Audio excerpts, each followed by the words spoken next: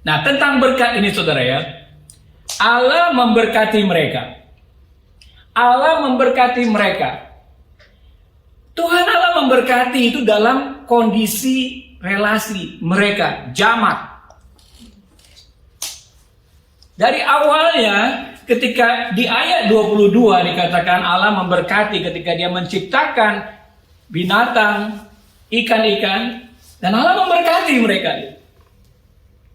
Allah memberkati mereka untuk beranak cucu, untuk berlipat ganda. Tetapi selalu dalam berkat itu adalah jamak, plural, kelompok. Nah, Mazmur 92 ayat 13 mengatakan mereka yang ditanam di bait Tuhan akan bertunas di pelataran Allah kita ini. Mereka yang ditanam di dalam komunitas orang-orang percaya, mereka akan flourish. Berkat Tuhan itu ada di dalam komunitas, di dalam kelompok. Itu yang pertama-tama saudara, dari ini yang kita baca di sini. Yang kedua, berkat Tuhan itu adalah buah kita. Anak cucu kita berlipat ganda. Nah, jadi dalam konteks kalau kita mengatakan aku diberkati Tuhan, bukan dalam rangka aku punya mobil baru, aku punya properti baru. Berkat Tuhan itu adalah dalam kelompok dan bagaimana kelompok itu bisa berlipat ganda, bisa berimpak dan mempengaruhi orang lain. Makanya kalau kita katakan God bless you, sometimes kita harus hati-hati gitu ya. Karena kalau konteks Tuhan mau memberkati kita, memberkati untuk orang itu tidak menjadi orang yang hebat sendiri tanpa memberkati orang lain.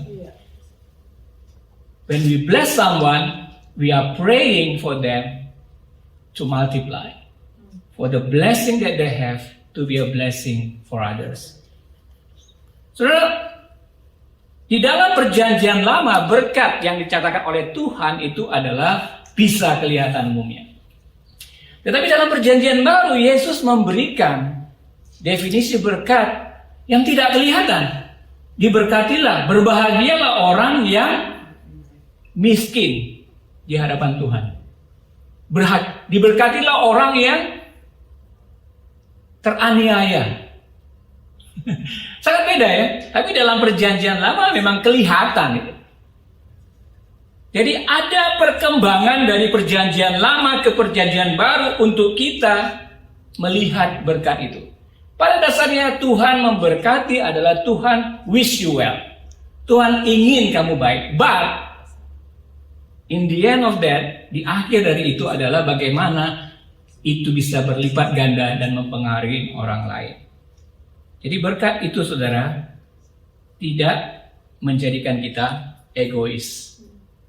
Nah, Abraham dan keturunannya jadi saluran berkat Tuhan. Dari pihak Tuhan memberi janji di Kejadian 12. Ini janjinya kepada Abraham. Abraham dipanggil, dia bilang, aku akan membuat engkau menjadi bangsa yang besar. Memberkati engkau serta membuat namamu masyhur. Dan engkau akan menjadi berkat. Aku akan memberkati orang-orang yang memberkati engkau dan mengutuk orang-orang yang mengutuk engkau, dan olehmu semua kaum di muka bumi akan mendapat berkat. Pihak kedua, yakni Abraham, ada syaratnya untuk berkat ini bisa terjadi. Dari pihak aku akan memegang janjiku, kata Tuhan. Tetapi dari pihak kamu harus menyunat setiap anggota keluarga kamu. Setiap orang yang masuk kepada kelompok kamu harus disunat. Orang-orang dari suku-suku yang lain di sekitar kamu harus disunat. Syarat Tuhan. Nah, Paulus menjelaskan, sunat itu bukan sunat lagi di tubuh, tetapi sunat di hati. Dengan kata lain, berkat-berkat yang Tuhan sudah sediakan itu tidak bagi semua orang, tetapi bagi orang yang hatinya siap. Hatinya sudah disunat. Hatinya tidak lagi mementingkan diri sendiri, tapi orang lain dan menjadi berkat bagi orang lain. Saudara, kita tahu ceritanya bahwa Abraham mati dan kemudian dilanjutkan oleh Ishak. Nah, walaupun Abraham ini memiliki anak-anak lain, why Ishak? Ishak itu disebut sebagai anak perjanjian. Padahal Abraham punya anak lain, Ismail. Tapi kenapa Ishak? Dari dulu Tuhan itu membuat kita cemburu, ya kan? Ada anak perjanjian, ada anak dari pembantu, ya. Jadi karakter Tuhan itu membuat kita cemburu, setuju gak saudara? Dan kita sering juga membunuh karena apa? Karena kita cemburu. Ya, Yesus mengatakan, mereka yang mengatakan jahil, marah kepada sesamanya, itu sama seperti membunuh. Dan celakalah mereka. So, dari kisah ini, Ishak ini saudara, dia kemudian kita lanjutkan ya. Dia punya istri namanya Ribka. Tapi Ribka ini mandul. Nah, di dalam Kejadian 25 ayat 21, berdoalah Ishak. Saudara, kenapa saya ceritakan ini? Karena ada aliran berkat Tuhan kepada Abraham yang dialirkan kepada anak perjanjian dan dialirkan bagi kita. Nah, kita mau melihat saudara, aspek daripada berkat yang dialirkan oleh Tuhan kepada keluarga ini. Nah, kita lanjutkan ke kisah Ishak. Dia punya istri Ribka, tapi mandul. Tuhan sudah menjanjikan kepada Abraham dan Ishak ini anak perjanjian. Ketika dia menikah, Ribka ini mandul. Heran saudara, Tuhan itu kok seperti itu ya? Katanya anak perjanjian, katanya ada dari keturunan Abraham, berlaksa-laksa, tapi kok dikasih mandul. Yang menariknya di sini saudara, berdoalah Ishak kepada Tuhan untuk istrinya, sebab istrinya itu mandul. Tuhan mengabulkan doanya sehingga Ribka istrinya itu mengandung. Saudara, menariknya di sini bahwa memang Tuhan itu sumber janji. Tetapi ketika orang itu orang bule bilang take it for granted. Janji itu ya janji. But Tuhan itu mau supaya Ishak ini, walaupun dia sudah menerima sebagai anak perjanjian, but he need to cry out to God. Supaya dia tidak menjadi sombong. Pilihan Tuhan jatuh kepada Ishak dan keturunan, tapi supaya Ishak itu tidak menjadi sombong dan mengandalkan dirinya sendiri, dibuat mandul dan akhirnya Ishak berdoa. Ini menarik sekali saudara. Kalau kita dibuat seperti itu terus sebagai manusia, diberikan, kita menjadi apa? Sombong dan mengandalkan kekuatan diri kita. Nah saudara, di dalam kisah ini Ishak harus menyerahkan diri kembali kepada Tuhan. Dan harus berdoa, harus melibatkan Tuhan. Jadi dikatakan di ayat 25-21, berdoalah Ishak kepada Tuhan untuk istrinya. Sebab istrinya itu mandul, Tuhan mengabulkan doanya sehingga Ribka itu istrinya mengandung. Selanjutnya saudara, Ribka pun hamil. Tapi anak di kandungnya itu saling tolak-menolak, tendang-menendang. Kenapa saya hidup Tuhan itu? Kayak dia sudah mulai putus asa, tapi dia tidak putus asa. Ribka pun saudara, Ribka pun dikatakan di Kejadian 25 ayat 22, dia tidak bunuh diri saudara, dia tidak menyerah, tetapi dia pergi meminta petunjuk kepada Tuhan. Dikatakan di ayat 22 dari pasal 25, tetapi anak-anaknya bertolak-tolakan di dalam rahimnya, dan ia berkata, jika demikian halnya mengapa aku hidup? Tetapi ia pergi meminta petunjuk kepada Tuhan. Anak perjanjian, ibunya mengalami keberatan, tapi mereka senantiasa bisa datang kepada Tuhan. Jadi tidak ada kemulusan yang kita lihat di sini, saudara.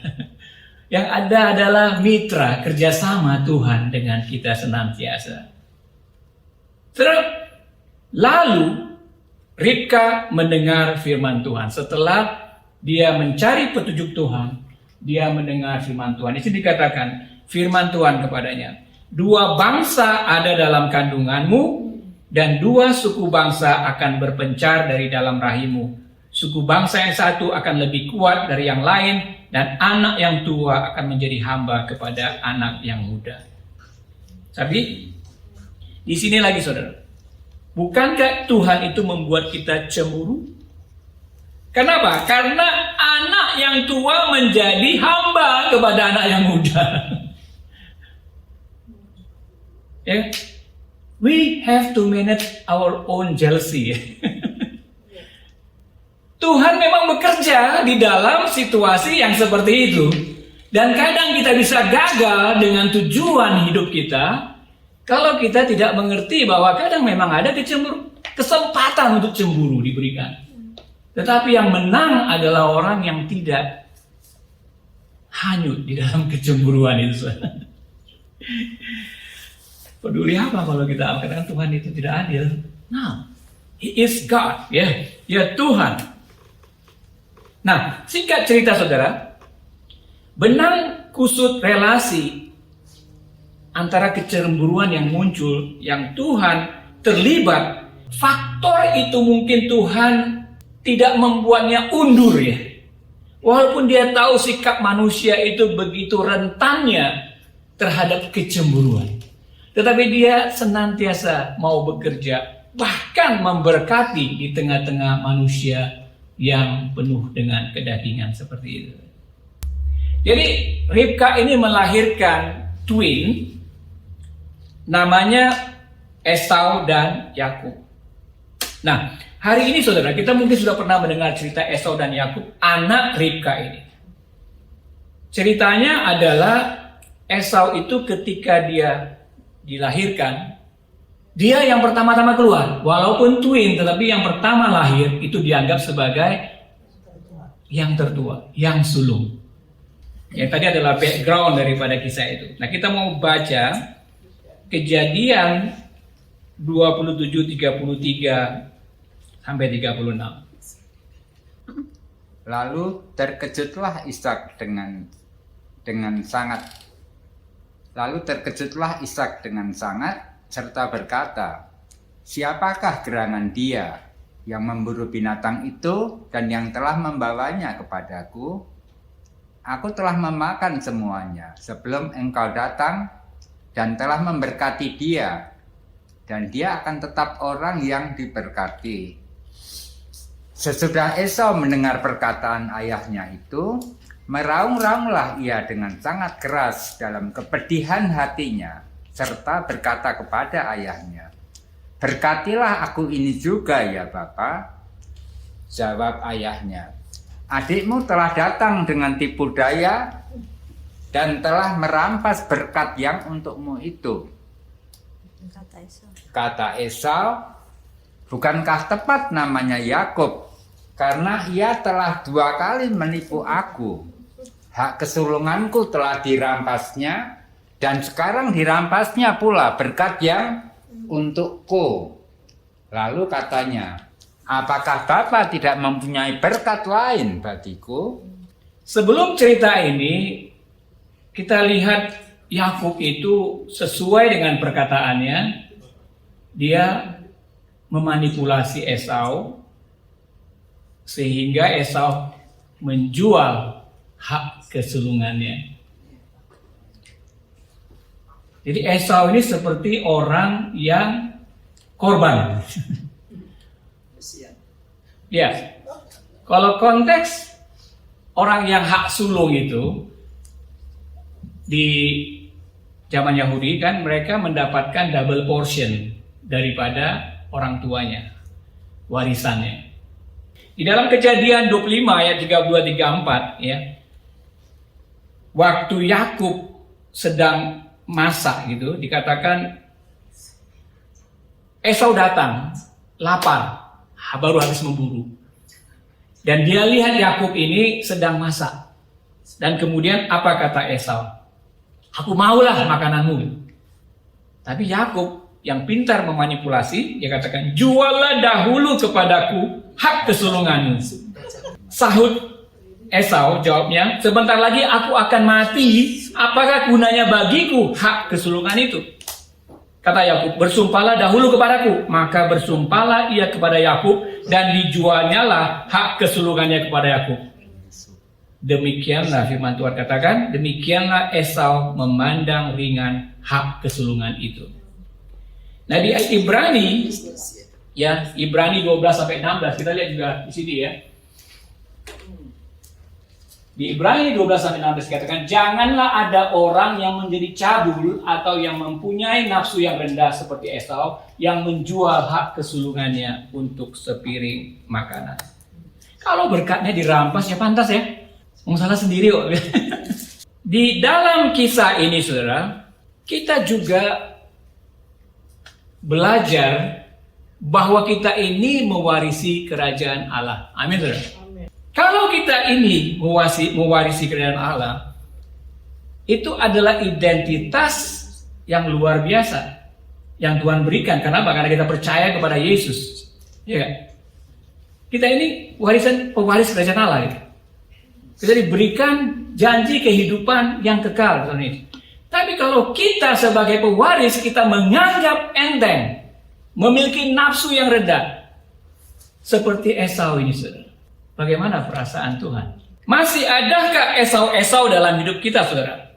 Mementingkan kedagingan, hal-hal yang sementara dibanding dengan warisan kerajaan Allah.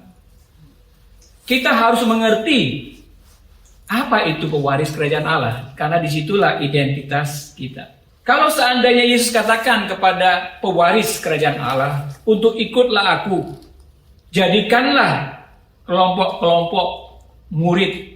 Ini pewaris kerajaan Allah ini yang melakukan ini. Jadikanlah kelompok-kelompok. Tapi kita cuek-cuek saja, itu bagian orang lain. Gitu. Kita seperti kehilangan identitas kita sebagai pewaris kerajaan Allah. Sama seperti Esau yang menganggap enteng hak kesulungannya. Toh aku akan mati kok. Malaiki 1:2-3 dikatakan, aku mengasihi Yakub, Tuhan, tetapi membenci Esau. Sebab itu aku membuat pegunungan menjadi sunyi sepi, dan tanah pusakanya kujadikan padang gurun. Wow, seperti ada kutukan, saudara, kepada orang-orang yang menganggap rendah pewaris kerajaan Allah. Mengerikan sikap nafsu rendah kita di hadapan Tuhan. Nah, sebaliknya, saudara, Yakub pun tidaklah sempurna. Namanya saja penipu, penjebak, heel grabber. Yakub itu seperti bisnismen yang memanfaatkan situasi. Ketika orang lapar, potensi bisnis dijual hak kesulungan. Jadi padahal itu saudaranya, kembarnya lagi itu. Saudara, mungkin saja ya Ribka itu sudah mendengarkan firman Tuhan, katakan bahwa anak yang sulung itu akan tunduk kepada anak yang busuk. Mungkin Yakub ini mencobalah untuk merealisasikan itu. Nah, kadang-kadang kita sebut menolong Tuhan gitu. Tuhan janjikan, tapi aku duluan kan. Nah, sama seperti Sarai dengan Abraham. Sarai menerima janji Tuhan bahwa melalui Abraham itu akan ada berkat yang mengalir ke seluruh dunia. Dan apa yang Sarai lakukan? Dia kasih gundiknya kepada Abraham, Hagar. Jadilah Ismail. Dan Tuhan kata, that's not me. That's not my purpose. Jadi kadang-kadang Yakub ini seperti itu, saudara. Dia tahu dia sebagai anak perjanjian yang dikatakan kepada ibunya, tetapi I'm doing my best. I follow that. Jadi dia mencoba janji Tuhan itu dengan usahanya sendiri. Berapa banyak kita sering melakukan hal itu, saudara? Berapa banyak kita sering melakukan usaha-usaha kita sendiri untuk mendapatkan favor, kemurahan Tuhan. Ketika membaca nubuat kepada Ribka itu, bahwasanya bukan perbuatan Yakub, perbuatan Esau yang menentukan panggilan pilihan Tuhan. Karena apa? Karena sebelum lahir pun Tuhan sudah menentukan siapa yang menjadi anak pilihannya. Ketika manipulasi yang pertama yang dilakukan oleh Yakub berhasil, hak kesulungan dia dapatkan, kemudian di dalam cerita ini Ishak itu karena sudah buta, dia mau berdoa dan dia mau memberkati yang paling tua, yakni Esau itu.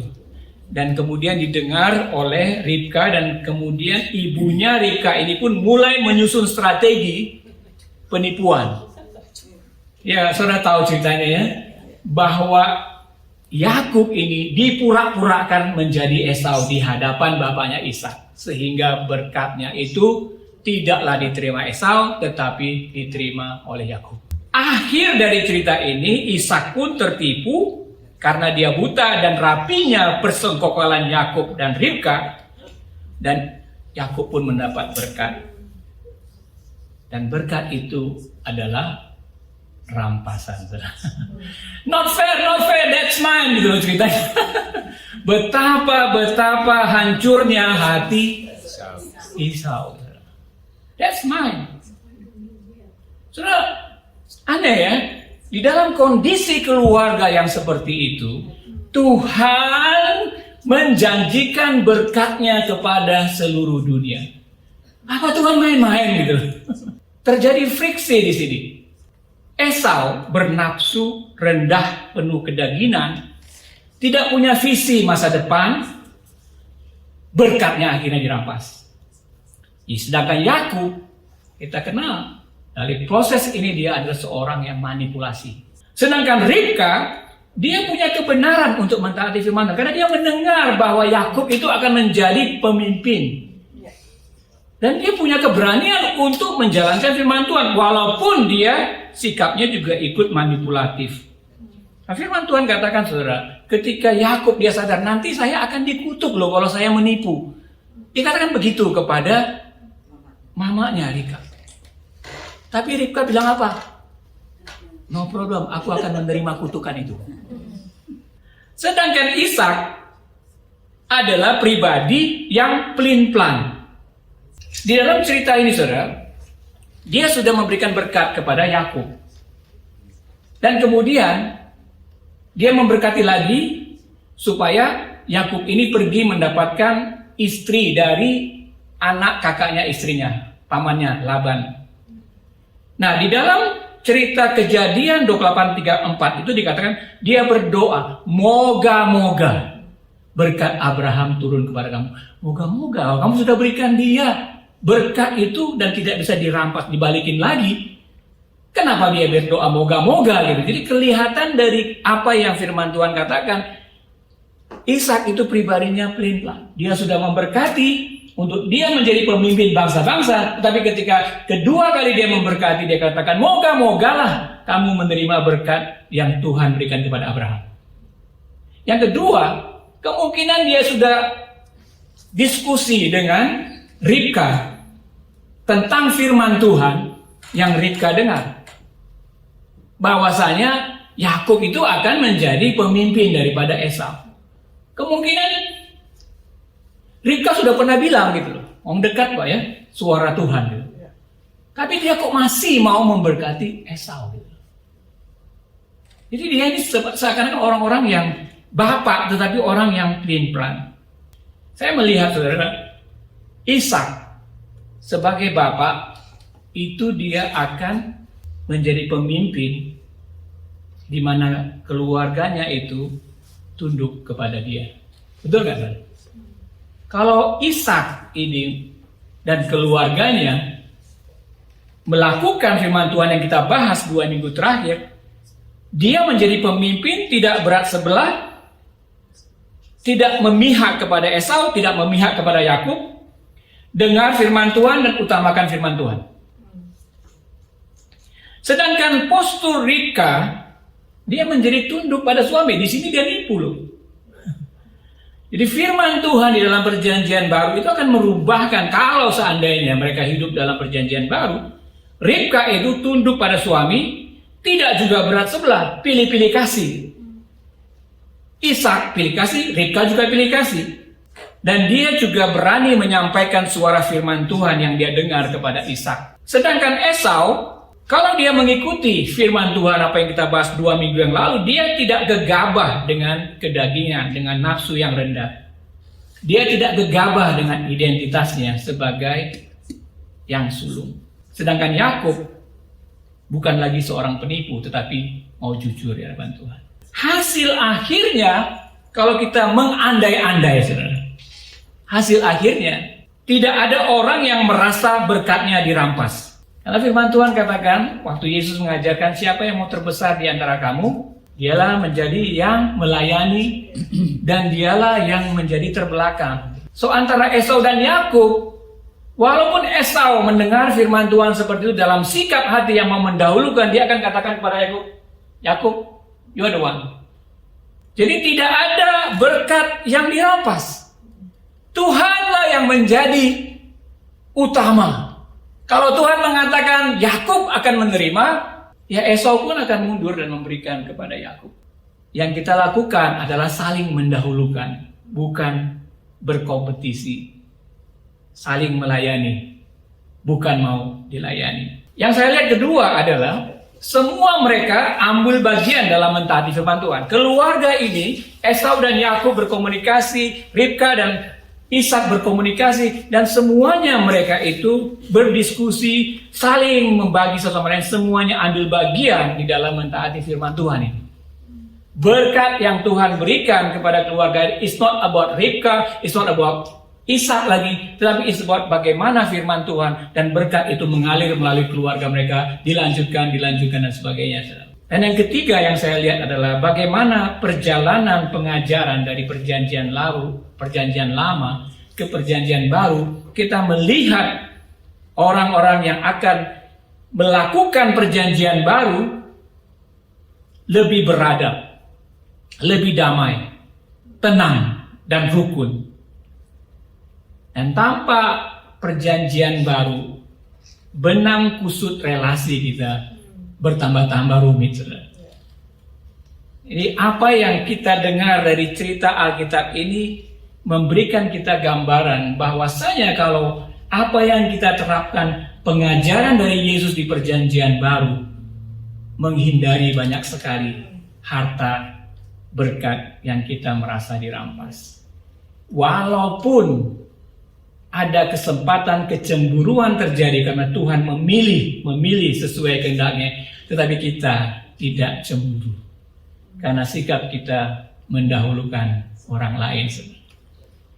Wow, seandainya saudara, perjanjian baru ini kita pegang, maka berkat-berkat tidak lagi kita merasa ada yang dirampas. Mungkin kita masih memegang kecemburuan, sakit hati, merasa orang lain, keluarga kita bahkan, ada yang merampas berkat kita.